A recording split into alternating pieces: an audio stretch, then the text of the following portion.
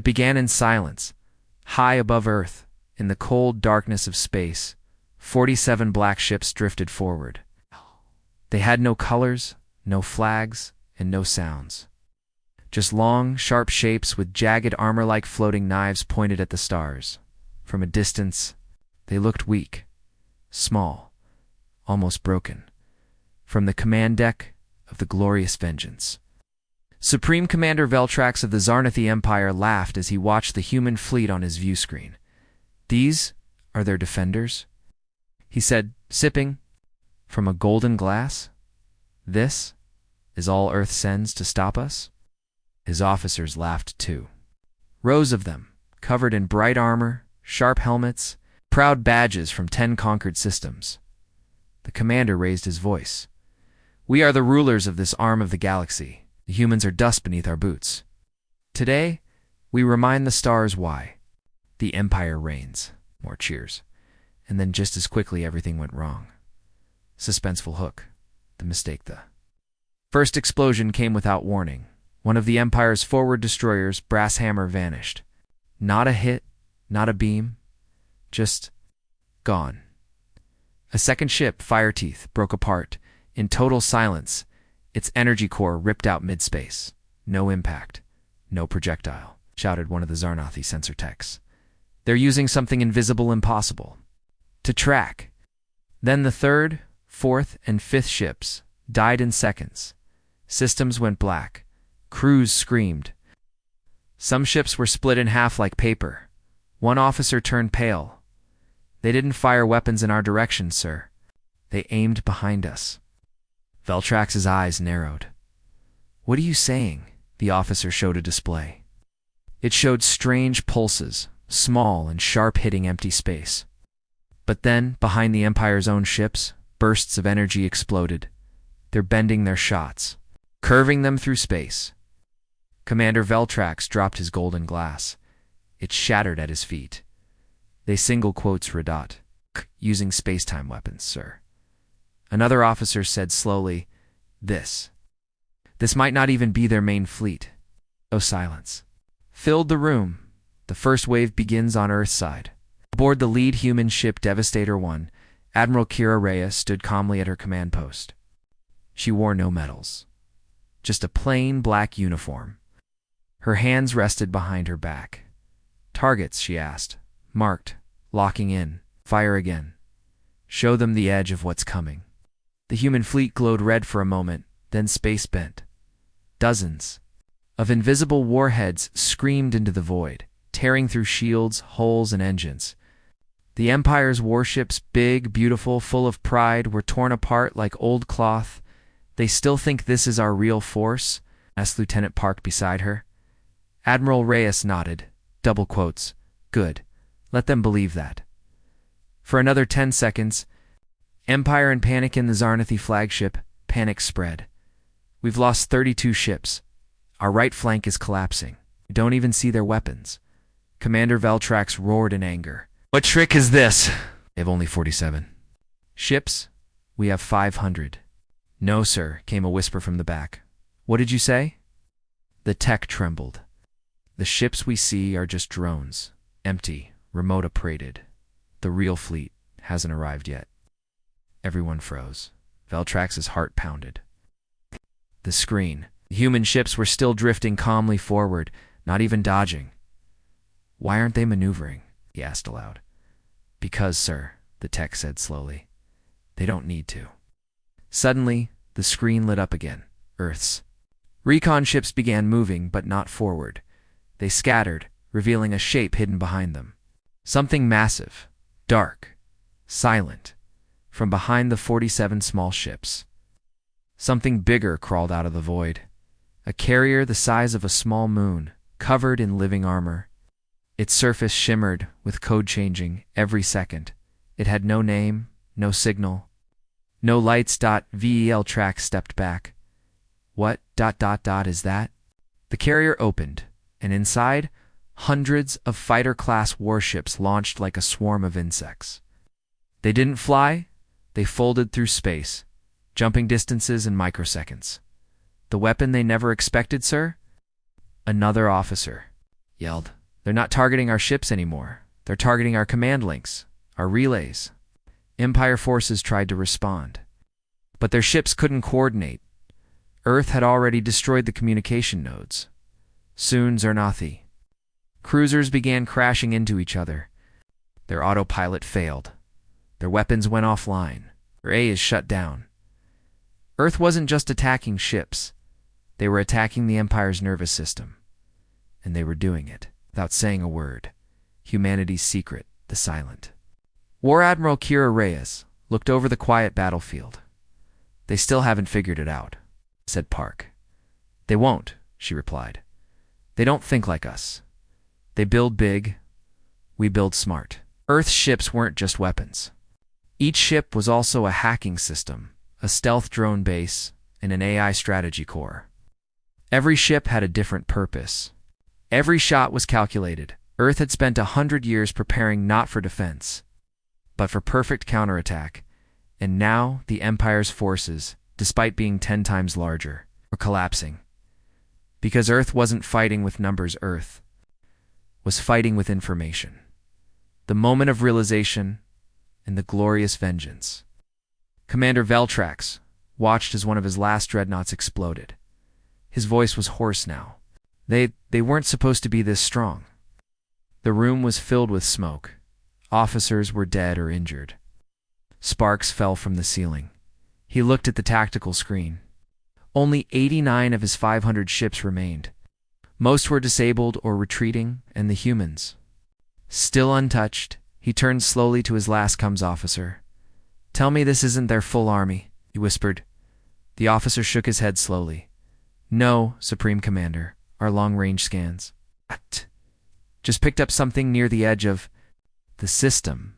Veltrax's face turned pale. "What is it?"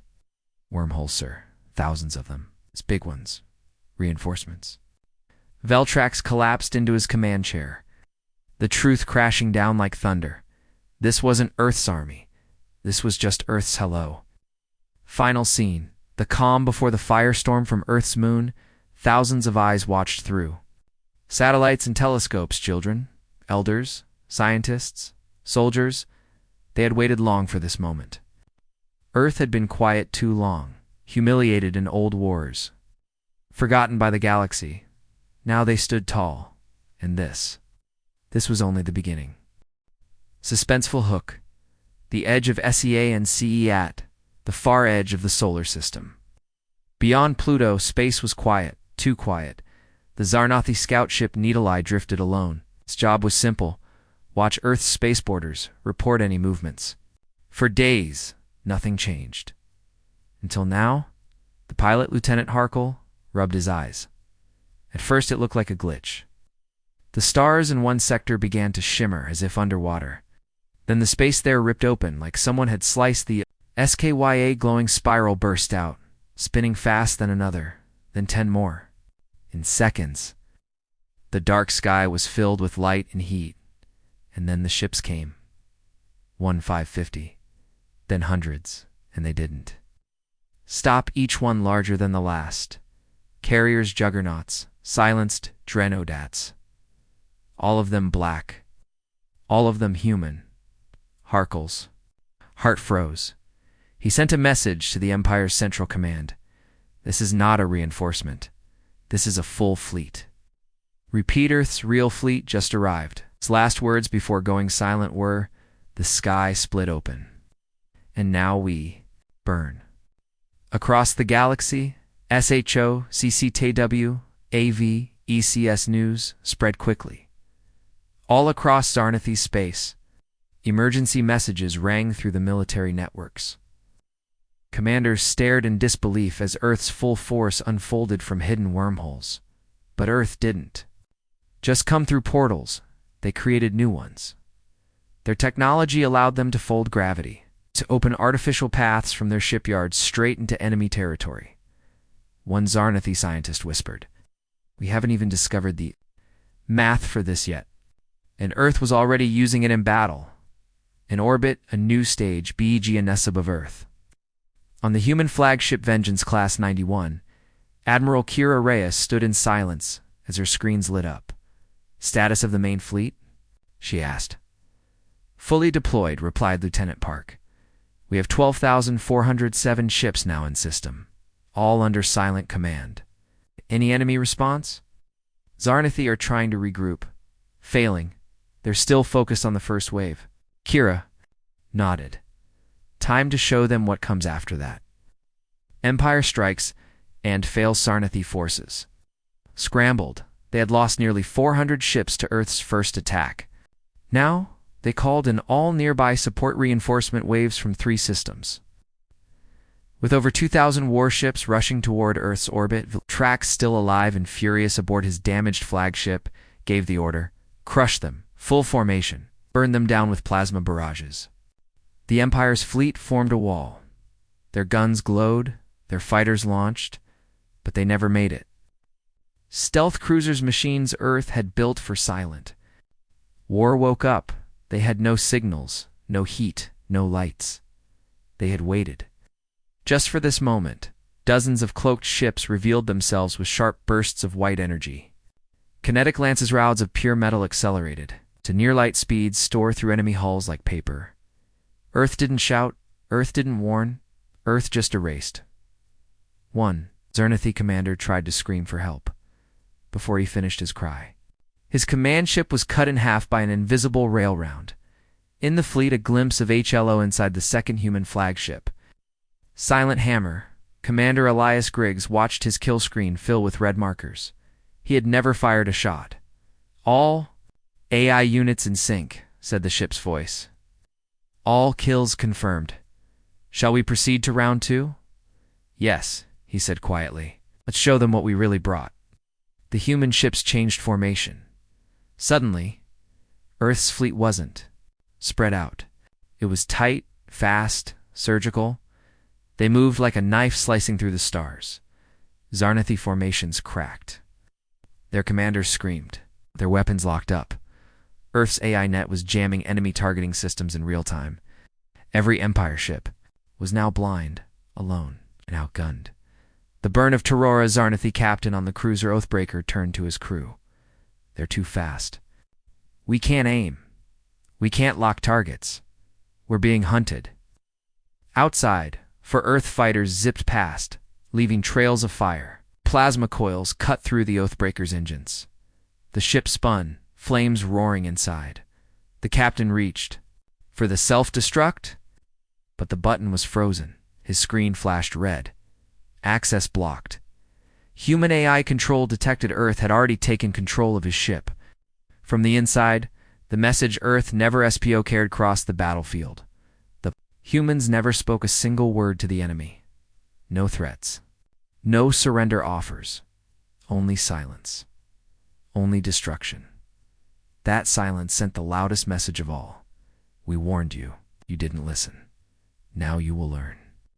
The final reveal, Earth's Council SPA, cast back on Earth, inside a deep underground.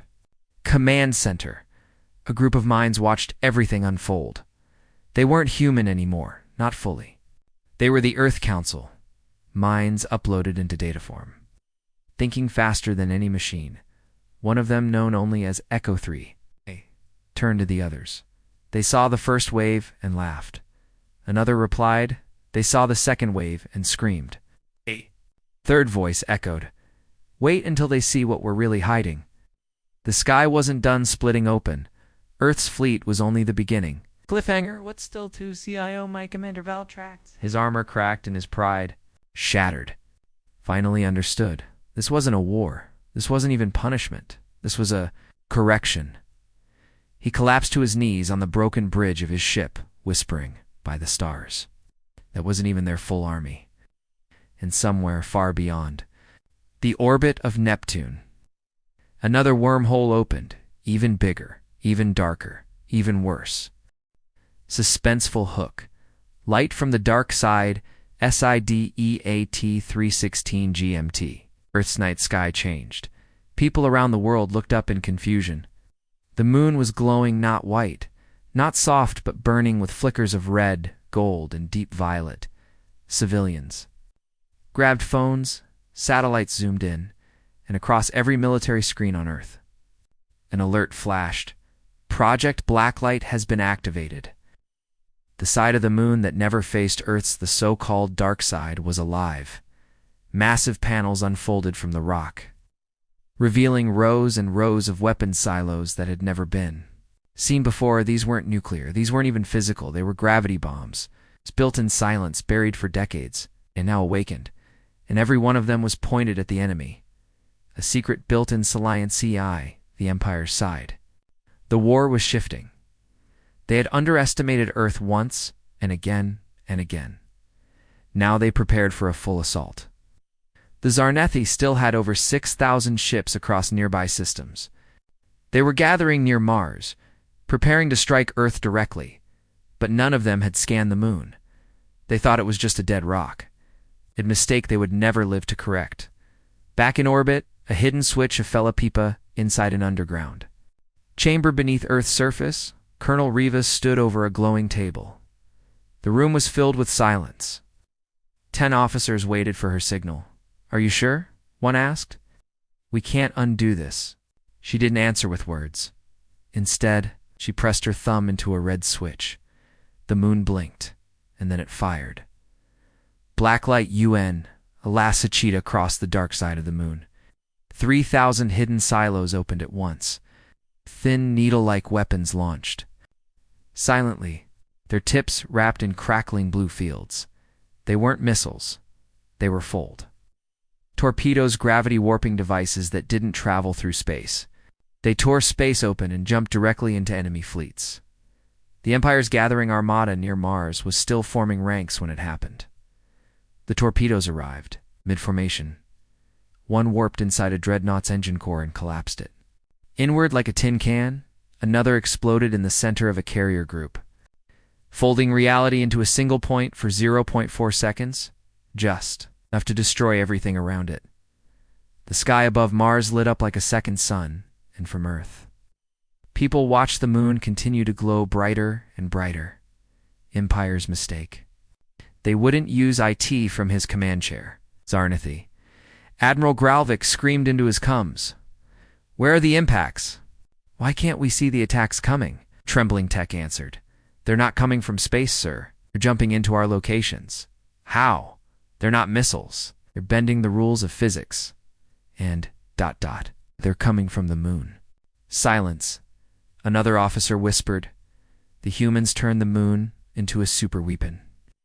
Grolvik stared at the screen, and then he said the one sentence no Zarnethi officer had ever dared to say in a war. "We need to retreat." Earth's response. "Not done, we Tib." Got on Earth's flagship, Vengeance Class 91. Admiral Kira Reyes watched the display in silence. "Blacklight is functioning at 93%, officer said. "Good. Prepare Phase 2. "What's Phase 2? Kira narrowed her eyes. "Project Hollow Sky." Her screen showed something deep beneath the moon's surface, a dark chamber waking up. Something older than Earth's modern fleet. A weapon powered by a miniature artificial star.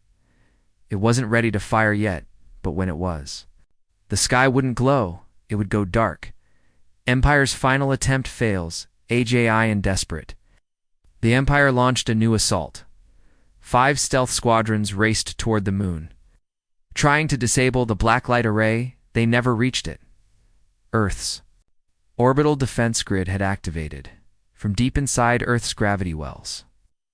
Rail cannons launched rods at 10 times the speed of sound. Satellites fired beam lances that turned enemy ships into ash. But worst of all were the Guardian frames, human-built robotic shells, powered by post-human minds.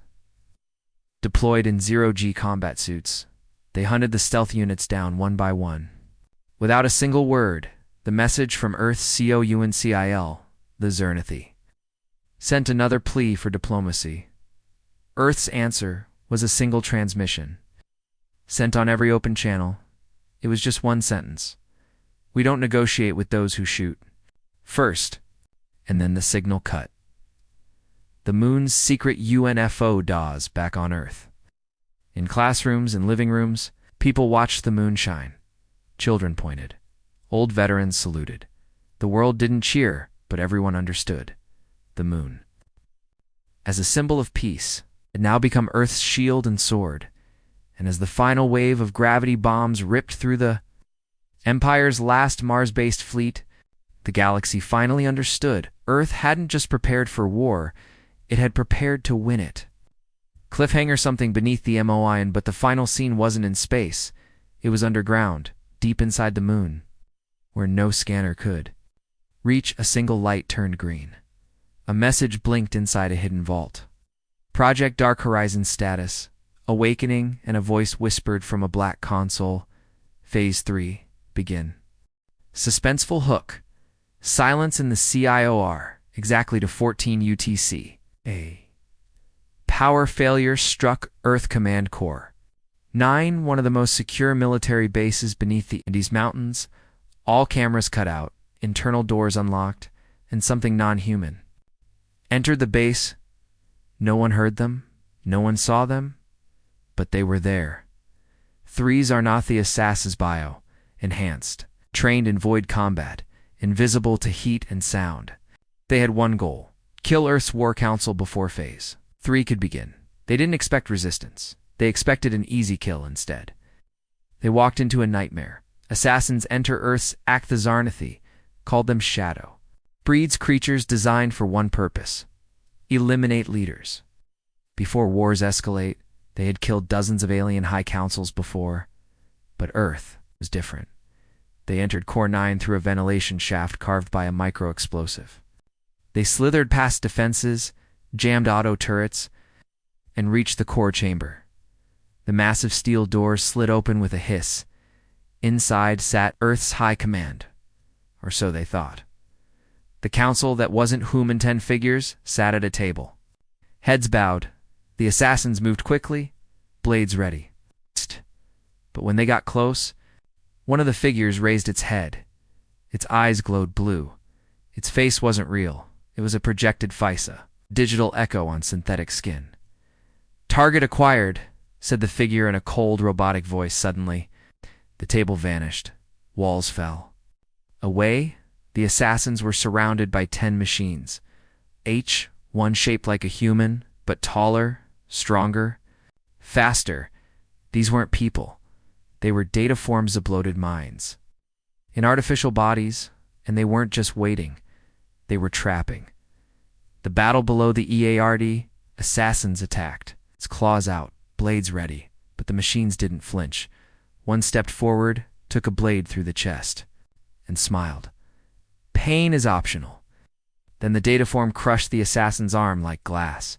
Another leaped to the ceiling, dodging plasma shots, then dropped down and sliced a shadow breed in half.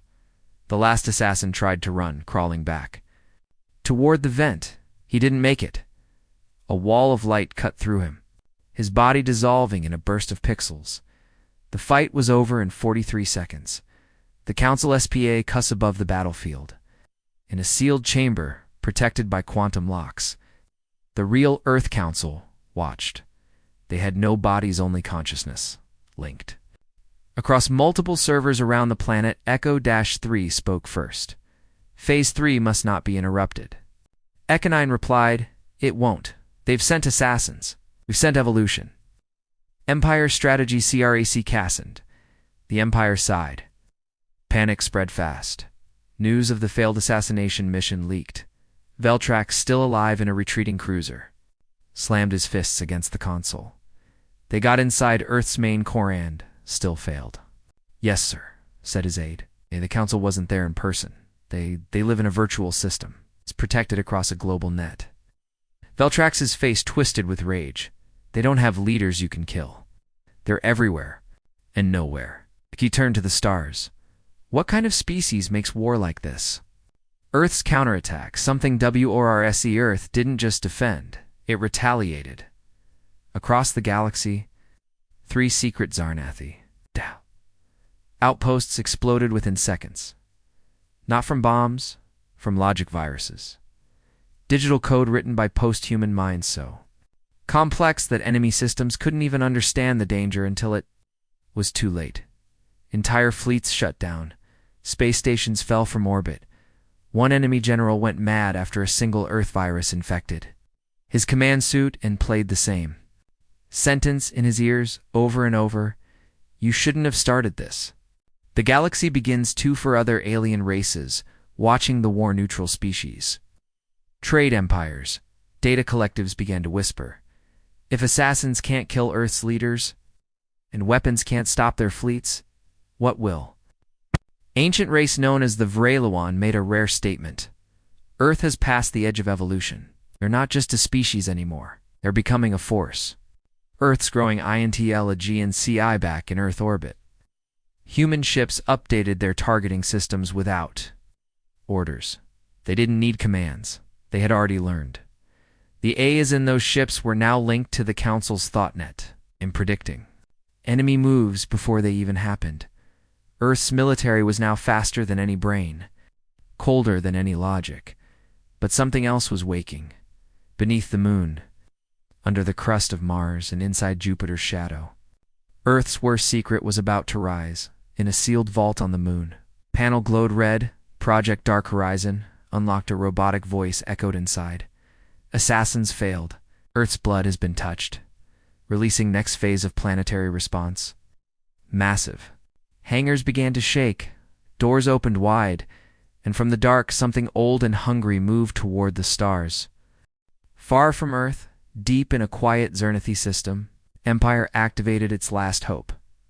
Project Starkiller. A weapon not built for ships, not for cities, but for stars. It floated near the edge of a red sun, hidden behind magnetic storms. Was huge miles wide, its core hummed with dark energy pulled from collapsed stars. Around it, Xernethi engineers stood in awe. "Target, Earth's sun," said the commander. The goal was simple. Destabilize Earth's star. Collapse it. Kill the solar system in one move. Quiet, brutal. Final, the countdown began. 60 seconds. But they didn't know something was watching. Not a ship, not a human, something worse. The Sunkiller launches fire, the spike, ordered the Xernethi weapons chief. From the weapons core, a long glowing spear, fired thousands of miles per second, curved across space. Its target, Sol, Earth's sun. It would not explode. It would warp gravity, rip the star's outer layer, cause a chain reaction. A beautiful death. Impact in 11 minutes, the crew reported. The commander smiled, but that smile faded fast, because Earth had seen it. Earth's watchers are SPO, in low orbit above Neptune. One of Earth's listening minds, Satellite A, is with sentient level. Awareness got. Dot. It didn't wait. It didn't ask permission. It simply acted using the new network of gravity-fold nodes placed around the solar system. The AI bent. Space. It redirected a hidden defense relay in the Oort cloud, a weapon not known to the public. The Mirror Fang. Not a cannon, not a laser. A spatial weapon that folded energy and reflected it. The spike meant for Earth's sun bent in mid-flight, then turned. The Xernethi crew looked up and watched their own spear of death race back toward them. "The Empire's mistake returns impossible," shouted the Xernethi commander. "It's turning, it's coming back to us." Someone screamed, "Shut it down. Deflect it." Too late. The spike returned at full speed, twice as fast now. It slammed into their own sun, and then, boom, the red star trembled. Its surface bulged. Then it exploded, not outward, but inward. The weapon had worked just, not the way they wanted. Within seconds, the entire star collapsed into a miniature black hole. The Xernethi outpost. Weapon crew. Nearby fleets, everything was pulled inside and crushed. The entire system died in 43 seconds. Back on Earth, the calm After R on Earth's flagship, Admiral Kira Reyes, watched the star go dark on the main screen. "Was it us?" asked Lieutenant Park. Kira nodded slowly. "It was their shot. We just handed it back." Park blinked. "Is that even possible?" Kira looked at him. "We're past possible." Empire spirals into CHO's word spread fast across Xernethi space. One of their oldest colonies. Gone. One of their best weapons. Turned against them. Scientists called it impossible. Commanders called it sabotage. But everyone knew the truth. Earth was no longer reacting, it was predicting. They weren't dodging shots. They were turning them. The galaxy started to whisper. If Earth can bend weapons, who can stop them? How Earth turned the tab led deep inside the moon. A council AI named Econine explained to his team. Every weapon leaves a footprint. Another replied, the Empire never thought anyone could reflect star-level energy. Econine responded, we didn't reflect it. We redirected its path using space compression tunnels. We bent the battlefield. And what if they try again? A third AI smiled. They won't have time. Earth sends a message without WRDs from Earth's Warnet. One single image was leaked into Zarnathi Communications, a map of their remaining systems. Every star was marked. Then, one by one, the marks began to blink red. The meaning was clear. We know where you live. We know how to break you. And now we move. From deep space, the final wave BHDNS at the edge of the galaxy, a human relay station powered up. It hadn't spoken in years. It didn't broadcast. It opened inside. Thousands of black drones poured out, each shaped like a shard of glass, each holding a single line of code: deliver silence. They moved toward Empire space undetectable. What were they? No one knew. Not even the rest of Earth's command. Only the Council did. Back in Zarnathi High Command, Veltrax saw his star maps blink out. First 1, then 5, then 20. Where are our stars going? He shouted. A quiet scientist finally answered, they're not gone, sir. They've just turned dark. Veltrax trembled. They're turning off the lights. Inside a dark Zarnathi prison ship orbiting the gas giant Threxos, 12 humans sat inside a sealed metal cell. They were dirty, bruised and tired, captured during Earth's first wave, stripped of armor, beaten, mocked. The guards outside laughed. Often, humans break easily, one of them said. But the humans inside said nothing. No anger, no fear. They just waited quietly, almost like they were waiting for something. The Zarnathi didn't know it yet. But these 12 were not soldiers anymore. They were part of Earth's deep fallback protocol. They had something inside them, something the Empire should never have. Brought aboard what was inside. THM-10 days before their capture back on Earth, these 12 volunteers were injected with Project Ghostsita nanotech swarm. It's hidden inside their blood and bones. It didn't give them power. It gave them a mission. If taken alive, Ghostseed would wait, it would learn, and when the time was right, it would turn the prisoners into weapons. Inside the prison, Sekapitha Zarnathi ship was a massive anode slave transport turned into a high-security jail. 2 guards walked past the human cell. They haven't eaten, said one. Let them starve, said the other. Their planet will be ash soon anyway. But when they passed the cell again, something had changed. The humans were standing now, all of them, straight, silent, eyes glowing faint blue. Phase 1, WAK inside the humans' bodies. The ghost seed had activated. Their minds were still human, but their reflexes, speed, strength were now enhanced, not like Super Dash soldiers, like walking computers. They weren't breaking out. They were taking over. The escape BINS, the lead prisoner, Captain Aaron Voss, looked at the wall. A moment later, a small panel popped open. How did you do that? Whispered one of the others. I didn't, she said calmly. I helped. You see, Ghost Seed didn't just affect the body. It also reached out, silently, through wireless signals, and infiltrated the ship's systems. One by one, doors opened. Cameras shut down. Alarms stayed silent. And then the human prisoners stepped out, free. What the Empire never expected. By the time the Zarnathi realized something was wrong, it was already too late. Half the ship was under human control. Turrets turned against their own guards. Life support was rerouted, and all communication lines were blocked. Aaron stood in the control room, holding a data crystal. What is that? Asked her teammate. She smiled. Earth's message. A signal Earth never SSI'd the humans, broadcasted a message not to Earth, but to every nearby Zarnathi fleet.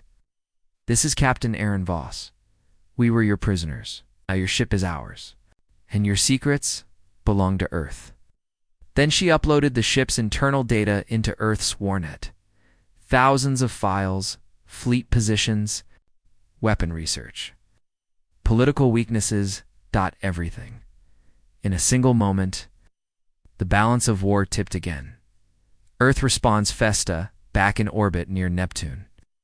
Admiral Kira Reyes received the transmission. She smiled for the first time in weeks. "Open gate route 6, she ordered.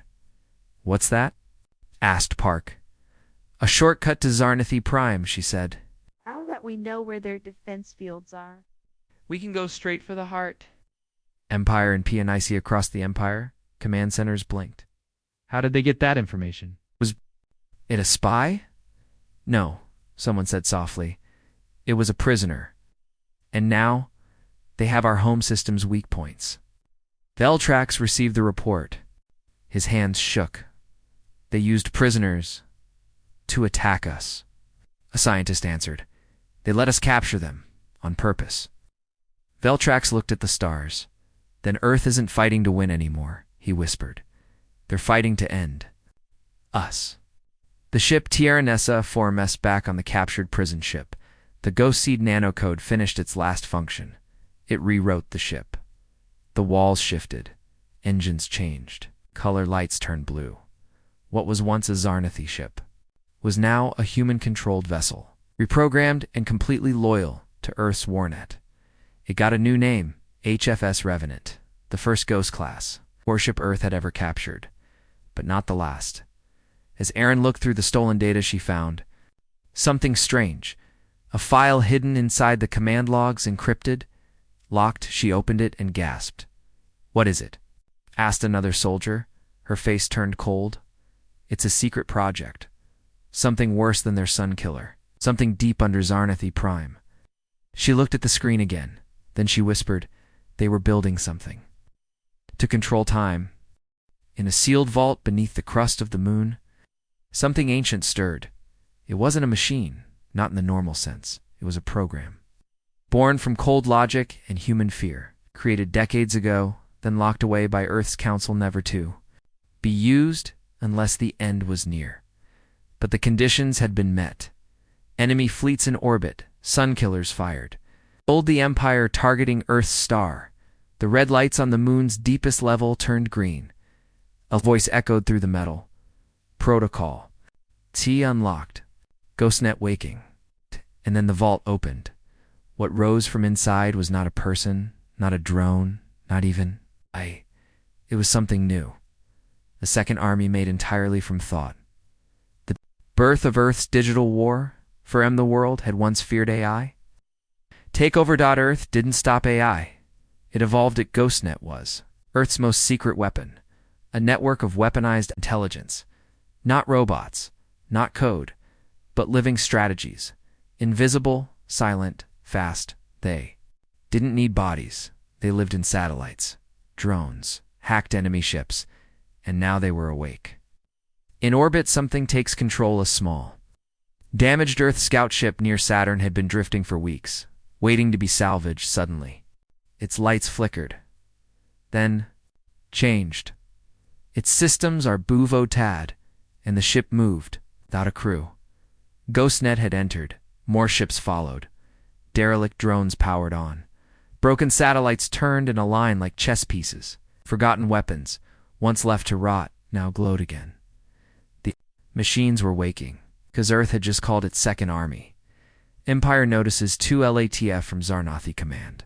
Veltrax received strange reports. Double quotes, "Sir, Earth's broken drones are reactivating." What? They're scrap. No, sir. They're reorganizing. Moving in formations. Blocking our supply lines. Who's controlling them? Silence. Finally, a technician answered, "We don't know. We don't see a signal." Was the first sign something was wrong? The second sign came 12 minutes later. 17 Zarnathi ships went dark, no alarms. No explosions, just silence. The crews inside were alive, but their ships now belonged to Earth. Ghostnet's strategy, nitrogen monoxide, Guns just control. Earth's Second Army didn't fire shots. It rewrote enemy code. It turned ships around. It changed navigation. Data. Some fleets even flew into asteroid belts. Thinking they were flying home, the Zarnathi began losing battles without knowing they had even started. A familiar voice, a Rhea, or an S inside. Earth's Central Command. The Council watched the GhostNet rise. Echo-3 spoke. The body fights with guns. The mind fights with code, but the soul fights with ideas. Eco-7 nodded, and our idea was simple. If they destroy our ships, we turn their ships into ours. Counterstrike from the VOID in the distant system of Narrowski 4. 23 Zarnathi warships prepared for a sneak attack as they reached the edge of Earth's claimed space. Everything froze. The screens went black. The engines failed. And every ship received the same message. It wasn't from a person. It was from GhostNet. Welcome. We're now part of Earth. Then the ships turned and fired on their own supply base. Without mercy, without warning. Back on the moon, a new form RACSI in the moon's vault. The GhostNet core pulsed. Small spider-like robots climbed out of the walls.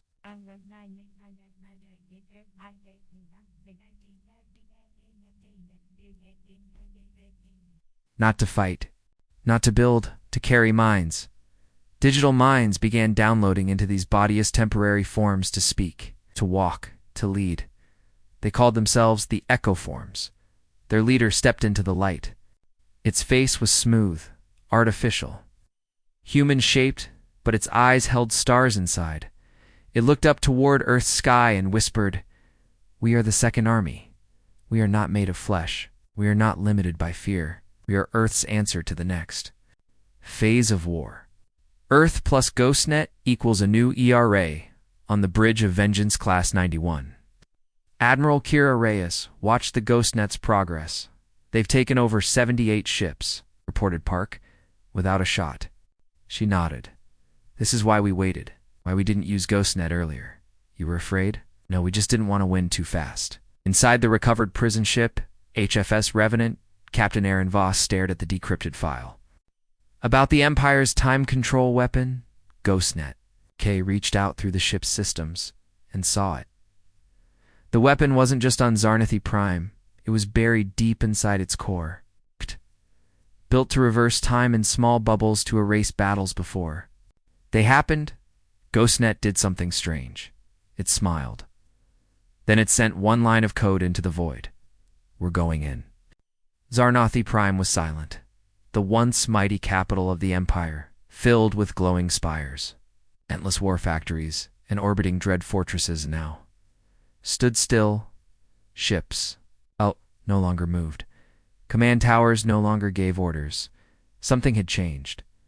Something had arrived, and it wasn't human. Above the planet, a black wall of ships stood in orbit. Human and GhostNet-controlled vessels lined up in perfect silence, covering every angle of attack. No demand for surrender, no warning shot. Just stillness on the surface. Veltrax stood in the main command chamber, looking at the blinking screens. "This it?" he asked. "Have they finally come for us?" His aide trembling whispered, "Sir, we just got a message." Veltrax turned slowly. "From who?" The aide handed him the screen. It said, "This wasn't Earth's full army. This was just our first move." And then the sky cracked open. The war machine descent from the darkness above. Massive ships began to descend, not like anything seen before. Each ship was a city, a moving continent of metal and AI. This was Earth's deep core fleet, the Hidden. Forces never deployed during the first invasion. These were terraformers turned warcraft. Resource haulers turned gravity bombers. Orbital miners converted into superweapons. This fleet had never fought before, because it was built for one purpose only: to erase worlds. The GhostNet strikes from WITH, and while Earth's massive ships blocked the sky, GhostNet moved underground. Thousands of Zarnathi systems shut down air defenses, planetary shields, even life support in bunkers. Their time-bending weapon. Hidden in the core of Zarnathi Prime, Activated too late, the device tried to open a time bubble to roll back the battle before it began. But GhostNet had already infected it instead of reversing time. It froze time.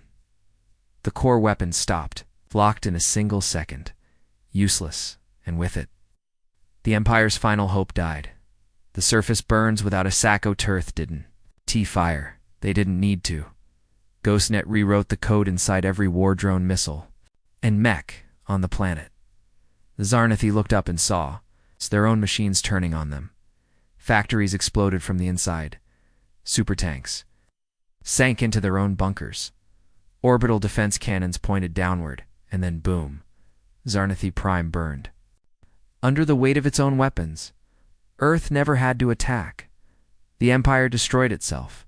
The Council WATCHS back on Earth. The Council of Minds observed in quiet unity. Echo-3 said, "War is not just fought with fire," Echo-9 replied. "No, war is won with understanding," Ko-5 added, "and patience." They all spoke together. They thought that was our full army. But we only gave them enough to learn. The real army was never physical. Here at the Galaxy Watches and Fae or other alien empires, silent until now, watched as the Zarnathi homeworld fell. They asked the same question in 1,000 languages, if that was just Earth's first move. What happens if they ever make a second? Some began pulling their fleets back. Others opened communication lines to Earth, offering trade. Alliance. Surrender. Earth responded with silence.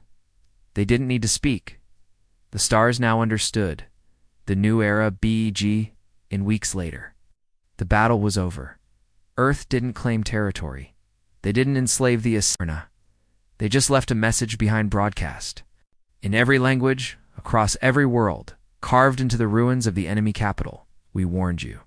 We asked for peace. You wanted war.